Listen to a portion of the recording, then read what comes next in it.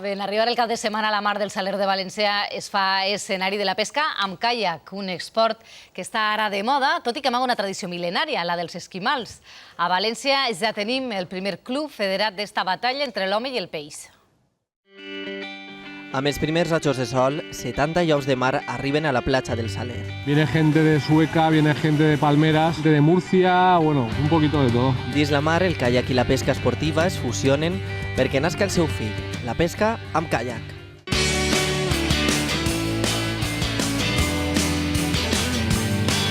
Cada uno creíamos que éramos únicos y I ja tenen a València el primer club federat d'Espanya. Tot i això, volen més. poder entrar en el club náutico de Juan Carlos I de la Marina. De mitja banda el practiquen des de fa milers d'anys els esquimals.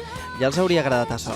Que nos indica el estado del fondo y un GPS que nos indica las zonas donde hemos estado pescando ya y donde hemos tenido actividad. I ho fan perquè Utiliza los brazos, hacemos deporte y nos lo pasamos bien.